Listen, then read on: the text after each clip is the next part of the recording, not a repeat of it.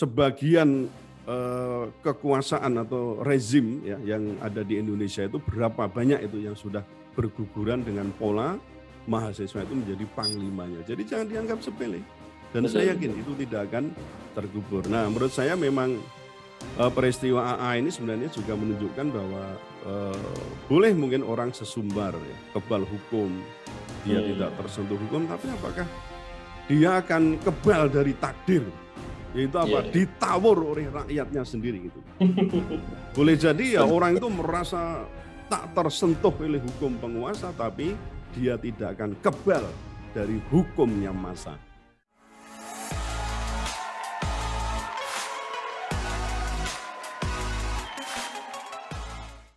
Assalamualaikum warahmatullahi wabarakatuh, Puan dan Tuan, kembali lagi di segmen Tanya Profesor di satu-satunya channel yang radikal, ramah, terdidik, dan berakal, channelnya Prof. Suteki. Dan seperti biasa sudah ada di samping saya Prof. Suteki. Assalamualaikum, Prof. Suteki. Waalaikumsalam warahmatullahi wabarakatuh. Alhamdulillah, sehat ya Prof ya? Alhamdulillah, sehat. Iya, Prof. Suteki, kita membahas Ade Armando yang baru saja dianiaya. Beliau kita tahu semuanya ya, bonyok dan mohon maaf ya, ditelanjangi di hadapan massa aksi. Tentu banyak yang mendesak Prof ya untuk segera dicari dan diadili para pelaku penganiayaan tersebut. Yeah. Nah, di sini siapa yang nanya nih Prof?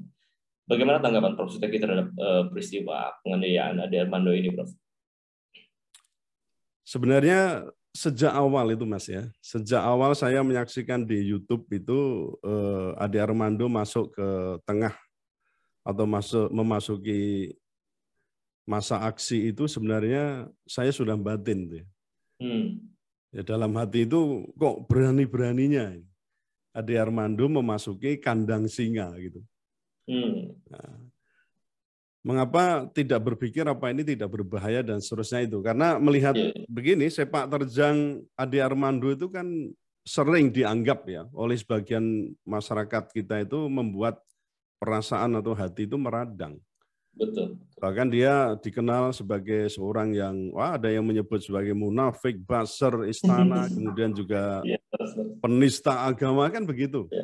Nah ternyata kok dugaan saya itu betul, itu tidak berapa lama kemudian saya baca berita, sebagian peserta demonstrasi itu kemudian gebukin Ade Armando. Tapi kan kita lihat itu dari video itu juga ada teriakan-teriakan, oh kamu munafik, kamu buzzer, kamu penista agama, itu banyak ya kita dengar ya dari video yang beredar itu begitu. Nah akhirnya ya kita saksikan bonyok kepalanya, dipermalukan, nyaris itu telanjang kan, kita bisa lihat videonya itu, dan ketika diamankan pun kan itu tidak lagi memakai celana panjang, hanya sempak hitam yang itu sudah melorot, bahkan ini jadi guguyon juga ya, jadi candaan juga lah ini.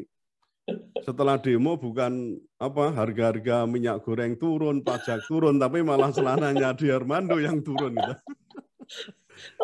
Ya, tapi memang satu sisi saya prihatin lah atas kejadian itu. Nah, kemudian kalau kita kaitkan dari sisi hukum, peristiwa hukum pengeroyokan atas Ade Armando itu kalau di dunia hukum kita sebut sebagai Eigenrechten namanya. Eigenrechten itu main hakim sendiri. Nah, apakah itu dibenarkan? Ya, kalau kita lihat dari sisi hukum formal, tentu tidak dibenarkan. Mengingat tindakan terhadap Ade Armando itu bisa memenuhi unsur pasal-pasal penganiayaan. Ya, bahkan kalau itu sampai terjadi pembunuhan, itu berarti pasal-pasal pasal 338 ya terkait dengan menghilangkan nyawa orang lain atau dalam hal ini pembunuhan. Ya beruntung itu masih tidak sampai terjadi pembunuhan. Kalau itu ada yang sampai yang ada membawa senjata tajam, itu bisa mati Mas itu ya. Iya. Ya namun begini ya, dalam praktek keseharian itu memang kita sering menyaksikan adanya Eigenrechten itu. Iya. Baik oleh pemerintah ya, oleh aparat penegak hukum misalnya dengan melakukan adanya penganiayaan, kekerasan, pembubaran ormas sepihak itu dulu saya sempat menyatakan ini Eigenrechten itu. Eigenrechten karena yang terkait dengan dulu Perpu Ormas itu tindakan dari pemerintah itu Eigenrechten main hakim sendiri karena apa? Tidak mengajak pengadilan untuk menjustifikasi sebuah ormas itu melakukan tindak pidana atau mungkin melakukan pelanggaran macam apa, tidak dilakukan dengan cara menggandeng, apakah itu aparat kepolisian sampai ya terutama dalam hal ini adalah kejaksaan dan pengadilan negeri misalnya. Itu untuk secara due process of law harus dilakukan dulu. Nah itu pernah ya, saya menurut penelitian saya pernah dilakukan Ehrenrecht itu. Ataupun juga misalnya melakukan extrajudicial killings. Yang kita saksikan itu kan, dan ini sebenarnya sudah direkomendasikan oleh atau menjadi simpulan dari Komnas HAM bahwa peristiwa di KM 50 itu juga ada unsur yang patut diduga kuat, di situ ada extrajudicial killing yang itu bisa saya katakan juga ini juga Ehrenrechting. Itu. Nah, sebaliknya masyarakat juga beberapa kali kita saksikan pernah melakukan Ehrenrechting. Ada penganiayaan, ada kekerasan, ada bahkan pembunuhan, ada arakan bugil, ada macam-macam. Itu yang terjadi dalam masyarakat. Nah, jadi kalau kita lihat peristiwa-peristiwa yang terjadi itu memang ya sikap saya bukan mengiyakan, tetapi saya prihatin mengapa itu terjadi. Tapi saya yakin itu tidak tanpa alasan. Tentu ada banyak faktor yang menyebabkan kenapa terjadi namanya Ehrenrechting itu. Baik, Prof. Kalau bicara alasan nih, Prof. Menurut jenengan faktor apa yang jadi sebab beliau dikeroyok itu? Kalau saya amati, saya kan dosen hukum dan masyarakat ya pura-puranya gitulah ya dikatakan profesor saya itu kan dalam ilmu hukum dan masyarakat. Jadi law and society itu ada ilmu sendiri ya. Nah saya amati Ehrenrechting itu disebabkan beberapa faktor. Ada 4 kalau saya catat. Yang pertama, pengalaman masa lalu pelaku. Ini terkait dengan tindak pidana yang dialaminya. Itu mengalami tindak pidana tertentu dulu gitu ya. Kemudian tapi merasa bahwa penyelesaian perkaranya itu tidak dilakukan secara adil dan tuntas oleh pemerintah. Dalam hal ini adalah aparat penegak hukum. Itu pertama. Lalu yang kedua, aparat penegak hukum kerap kali juga berbuat diskriminatif dalam penegakan hukum. Ya, sehingga tadi menimbulkan apa? Rasa tidak puas, kemudian bahkan ada rasa tidak percaya kepada aparat penegak hukum. Bahkan dulu kan pernah Mas kita bahas itu tentang adanya tagar buat apa lapor polisi itu kan, itu ada sempat itu trending topik itu, sempat terjadi demikian. Yang ketiga, situasi dan kondisi in situ. Jadi ketika itu terjadi suatu peristiwa itu.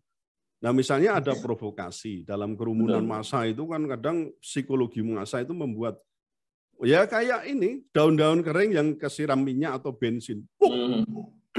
Dari sisi psikologi massa itu sangat terjadi begitu karena mudah sekali massa itu tidak terkendali atau tanpa kontrol. Itu yang ketiga. Lalu yang keempat, kurangnya kontrol aparat penegak hukum. Atau mungkin petugas atau juga penanggung jawab keamanan setempat. Jadi boleh diduga ada semacam pembiaran oleh aparat atau setidaknya terjadi keteledoran aparat penegak hukum itu. Nah, kalau saya lihat untuk kasus Ade Armando ini, keempat faktor itu menurut saya terpenuhi semua ya sebagai trigger adanya Ehrenrechting atas Ade Armando.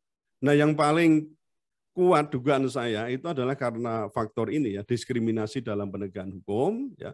Seperti yang kita ketahui itu bahwa Ade Armando itu kan sebenarnya tadi ya ada yang menyebut sebagai buzzer, ada bahkan pernah menjadi ini bukan dugaan tapi betul-betul fakta hukum yang ada bahwa Ade Armando itu ditetapkan sebagai tersangka ya atas penistaan agama itu sejak tahun 2017. Itu dengan kasus yang semula di tahun 2015 lah kalau kita catat begitu. Namun kalau kita ketahui pula bahwa seolah Ade Armando ini kan untouchable man gitu ya. Jadi untouchable people. Orang yang seolah tidak tersentuh oleh hukum. Berbeda dengan aktivis ya ulama atau ya orang-orang yang berseberangan dari kekuasaan itu kan seolah aparat penegak hukum itu kan gercep gitu ya, gerak cepat ya. Apa ya untuk memberikan mengusutnya sampai kemudian memenjarakan. Berapa banyak ini yang dari aktivis kemudian dari ulama, ustadz dan seterusnya. Ya tentu kalau diteliti semua kan ada unsur ya, ada dugaan besar itu melakukan tindak pidana. Tapi ketika itu dilakukan secara tidak adil, lah ini Mas, diskriminasi Betul. hukum ini yang menurut saya yang paling menyebabkan orang untuk mudah untuk melakukan Eigenrechten ketika kesempatannya ada. Gitu. Oke.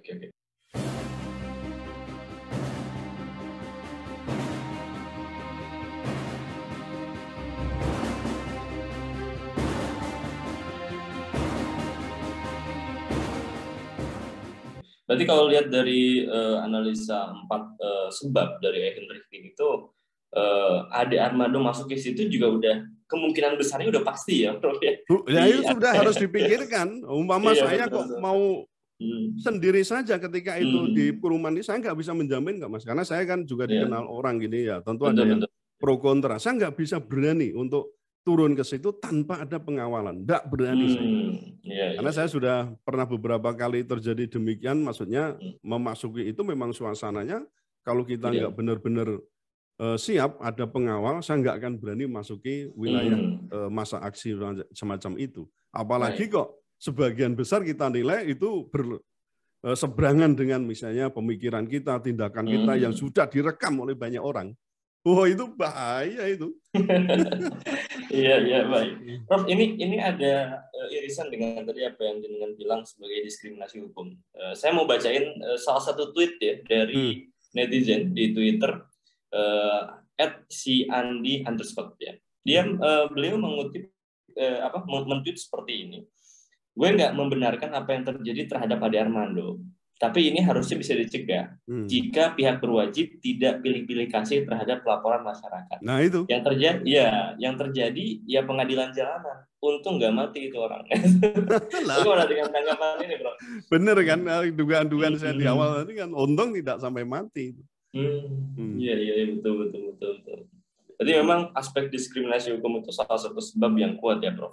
Iya, yang seperti tadi saya katakan itu, bahwa kembali ke persoalan faktor trigger terjadinya Eigenrechten itu ya pasti di sini saya katakan yang paling besar itu persoalan diskriminasi. Tapi kita juga bisa simak ya pemberitaan yang ada, ya komentar-komentar dari para netizen yang ada itu kan memang terjadi polarisasi sikap masyarakat. Betul. Tapi tadi saya kembali ke persoalan hukum ya, dalam perspektif hukum ya, dari sisi hukum formal jelas peristiwa ini adalah bertentangan dengan hukum. Nah, lalu di pihak lain ya tadi saya katakan pihak buzzer kekuasaan itu pasti menentangnya, sedangkan pihak seberang kekuasaan pasti mendukungnya. Betul. Bahkan merasa puas itu ya, seolah-olah perasaannya itu terwakili. Yang selama ini nggak bisa melakukan apa ya, ini orang kok betul-betul sulit sekali dijerat oleh hukum ini, apa ini? Nah, dengan peristiwa itu seolah-olah perasaannya itu terwakili. Banyak itu yang, wah saya puas, ini puas, wah ini, itulah. Bahkan banyak sikap yang istilahnya itu ya setuju lah ya. Jika perlu itu malah, ini kalau begini lebih baik apa ya, peristiwa yang sama itu terjadi pada buzzer-buzzer lain ya, penista agama atau ya ada yang tindakan-tindakan ya, terutama ke persoalan yang berseberangan dengan orang-orang yang tadi di kelompok oposisi begitulah ya. Seperti lalu yang dimaksud di sini adalah misalnya buzzer yang lain itu kayak Denny Siregar, kemudian juga Abu Janda, yang itu juga terkesan untouchable. Dan itu, jadi ada kapan ini nextnya. Wah, next itu artinya peristiwa berikutnya bisa menimpa Denny Siregar ataupun juga Abu Janda. Ini ya, kalau saya baca di grup-grup WA ya, kemudian juga di media sosial itu banyak sekali yang mengharapkan the next, siapa itu? Siapa yang berikutnya akan mengalami ini? Abu Janda atau Denny Siregar? Kalau Abu Janda itu sering sudah ada videonya itu, kapan mau memenggal leher saya katanya begitu. Memprovokasi diri sendiri. Iya, memprovokasi diri sendiri. Nah, saya harapkan ya jangan begitulah ya. Orang nggak diprovokasi aja. Bisa jadi ketika masa itu sudah tidak terkendali bisa mengenai dirinya, apalagi ini terprovokasi. Wah, itu sudah bisa terjadi keadaan yang lebih buruk dari Ade Armando itu. Iya. Prof, dari peristiwa ini kan satu kejadian penganiayaan ini kemudian mengubur esensi dari tuntutan BMSI, Prof. Yang ingin saya tanyakan, bagaimana tanggapan Prof. Suteki soal tuntutan yang dilakukan oleh BMSI kepada pemerintah, dan sebetulnya poin apa saja sih yang menarik yang perlu kita dapat sorotan lebih dari poin tuntutan BMSI itu, Prof? Ya, saya kira tuntutan BMSI itu tidak akan terkubur ya dengan peristiwa penganiayaan terhadap Ade Armando atau tadi saya katakan sebagai Eigenrechten itu. Yeah. Aksi BMSI itu tetap sangat bermakna menurut saya terhadap ada berapa ya, kalau nggak salah ada 6 tuntutan kan, ada 6 tuntutan BMSI terhadap pemerintah khususnya. Nah ini bisa kita lihat begini Mas, di akhir acara itu kan ada Wakil Ketua DPR namanya Pak Dasko Ahmad itu yang memastikan bahwa DPR dan juga MPR mestinya gitu ya berada di barisan yang sama dengan BMSI. Untuk apa? Menolak perpanjangan jabatan presiden, adanya penundaan pemilu atau presiden 3 periode. Berarti apa pula? Berarti juga tidak akan dilakukan amandemen terhadap Undang-Undang Dasar 1945 kan begitu. Nah, jadi prinsipnya Wakil Ketua DPR Pak Dasko ini kan menjamin bahwa pemilu 2024 akan dilaksanakan sesuai dengan jadwalnya, yaitu 14 Februari, dan untuk pilkadanya itu 27 November ya kalau nggak salah. Itu untuk pilkada serentak. Jadi saya kok yakin ya tidak akan terkubur. Nah, jika misalnya ini 6 tuntutan itu diabaikan oleh DPR dan pemerintah, saya yakin BMSI dan BEM-BEM lainnya atau mungkin juga elemen masyarakat lainnya itu akan berkolaborasi menuntut penegakan konstitusi, keadilan, dan juga kebenaran. Jadi saya kira juga dalam hal ini jangan dianggap sepele ya, jangan main-main karena sebagian kekuasaan atau rezim ya yang ada di Indonesia itu berapa banyak itu yang sudah berguguran dengan pola mahasiswa itu menjadi panglimanya. Jadi jangan dianggap sepele. Dan saya yakin itu tidak akan terkubur. Nah, menurut saya memang peristiwa AA ini sebenarnya juga menunjukkan bahwa boleh mungkin orang sesumbar ya, kebal hukum, dia tidak tersentuh hukum, tapi apakah dia akan kebal dari takdir? Yaitu apa? Ditawur oleh rakyatnya sendiri gitu. Boleh jadi ya orang itu merasa tak tersentuh oleh hukum penguasa, tapi dia tidak akan kebal dari hukumnya massa. Nah, itu jadi bisa harus jadi catatan sendiri. Nah, tadi kalau persoalan yang paling menguat itu memang tuntutan ini, Mas, terutama sebenarnya untuk jabatan presiden itu ya, terutama terkait dengan amandemen konstitusi itu yang betul-betul menjadi core yang utama. Memang yang lain ya persoalan bagaimana menstabilkan harga pangan, ya minyak goreng, kemudian menghapus mafia pangan dan seterusnya itu saya kira lalu persoalan pajak itu kan yang lain-lain, tetapi yang paling utama persoalan bagaimana kita itu menaati konstitusi itu. Nah, ada catatan lain Mas terkait dengan kasus Ade Armando itu, saya kira nanti kan ini polisi juga sedang mencari ya siapa ini pelaku, bahkan mungkin dalangnya siapa. Tapi ini ada catatan yang khusus, artinya ada laporan yang menyatakan bahwa pelakunya itu bukan mahasiswa. Karena kalau ini pelaku mahasiswa bisa menjadi alasan demo-demo yang akan datang dilarang.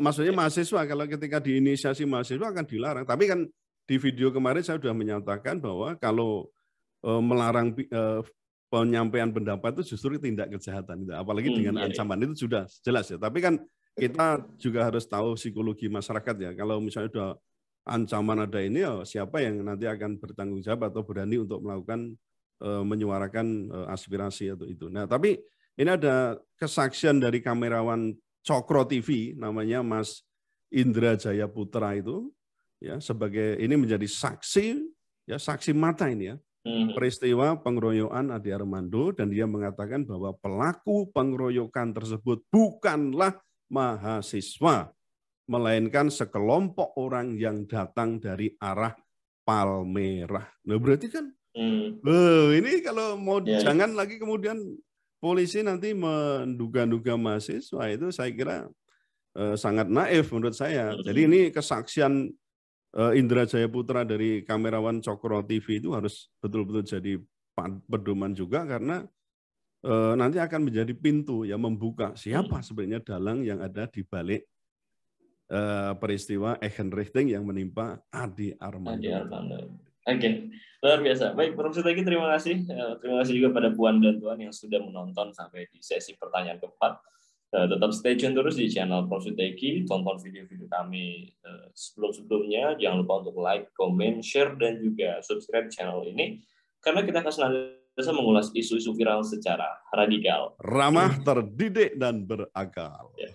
Baik, terima kasih. Saya pamit undur diri. Assalamualaikum warahmatullahi wabarakatuh. Waalaikumsalam warahmatullahi wabarakatuh.